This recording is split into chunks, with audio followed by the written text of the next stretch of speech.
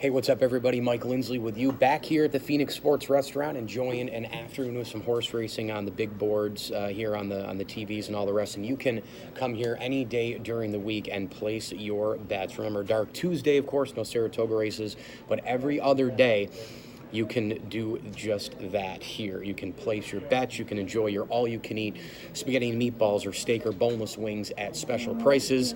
And, of course, join me on August 18th as we get set for an Alabama Stakes watch party in addition to a Blue Jays-Yankees watch party.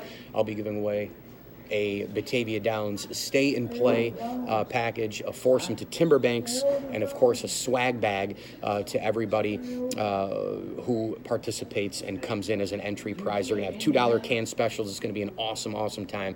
So come join me at the Phoenix Sports Restaurant on August 18th. All right, let's get to the video at hand here. I want to preview a little bit of the PGA Championship starting in a couple days in humid, hot, sticky Belle Reve Country Club in St. Louis. They are going to approach record heat numbers. The heat index, it's been said, could reach 115 to 120, which is asinine. The guys have been practicing in shorts, actually, just like last year because it's been so stinking hot.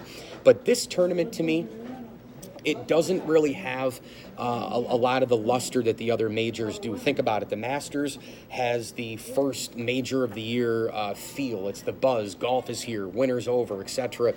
Plus, it's just Augusta. It's the same exact course every single year, and it's the most beautiful course, arguably, in America. And there's just something about the Masters. There's something about that logo with the pin on the Augusta, Georgia part and the map and all the rest. There's just something to it.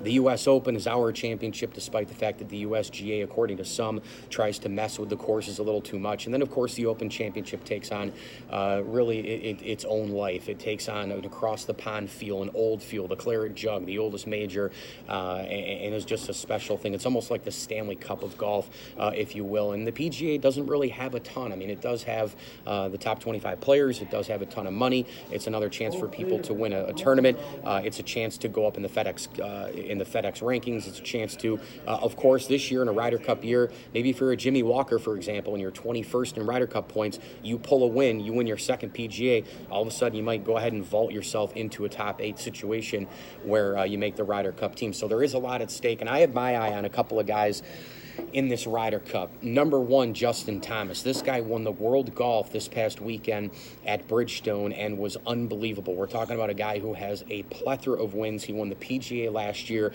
He is an incredible ball striker and probably the best iron player right now. Super long off the tee, and you obviously have to putt in the clutch as well in tournament golf.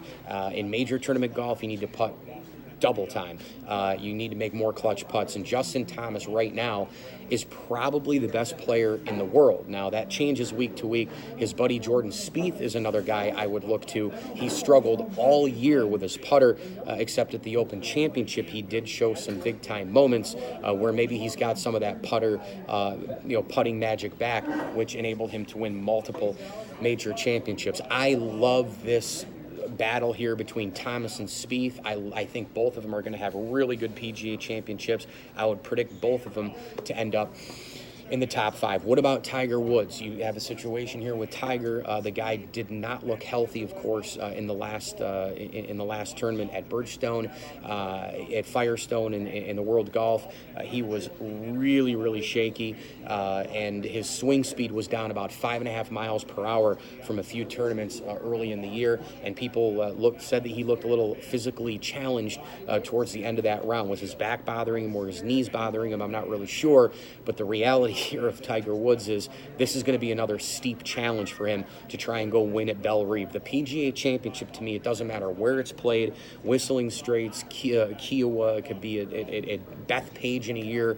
I think the PGA, the U.S. Open, and certainly the Masters at this point are a little too difficult for Tiger Woods to win. He would have to, I think, pull off a miracle in order to win any of those tournaments, where I think at the Open Championship, you don't have to be amazing with the driver. You don't have to be 350 yards straight and long off the tee.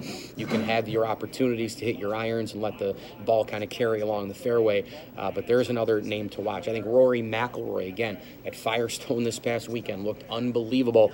I think this PGA Championship is set up for a star-studded top of the heap type leaderboard. I would not be surprised to see Spieth, to see McIlroy, to see Justin Thomas, to see the big hitters, Dustin Johnson maybe up there as well, win this thing. And of course, here he is, the most due player to win a major is indeed Ricky Fowler. I mean, is there any person right now in sports, now that Alexander Ovechkin has already won the Stanley Cup, is there any athlete right now more primed and ready to get to the top of the mountain in his respective sport?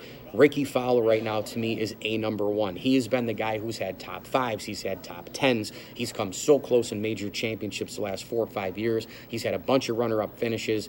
It has got to be time at some point for Ricky Fowler to absolutely, positively get that monkey off his back and win. And don't forget about all the American players as well. I mean, the Ryder Cup is coming up. It is going to be, I think, an 8 to 10, 12-year window where we might have the most epic Ryder Cup time frame in the event's history. When you look at the American golf scene right now, Justin Thomas, Zach Johnson, Dustin Johnson, Spieth, Justin Thomas, Ricky Fowler, Patrick Reed, you look at all these type players, they all have the mojo. They all have that teamwork type thing going on that was not on Ryder Cup teams of the past, and I think that's a great thing for America. Well, we don't have the Tiger Woods needle moving right now from a rating standpoint. We do, in fact, have the Ryder Cup moving in the right direction, with American golf being as good as it's ever been with this many great players. Patrick Reed won the Masters this year. He seems to have the flair for the dramatic. He's not scared of the moment, and we'll see if he can win another major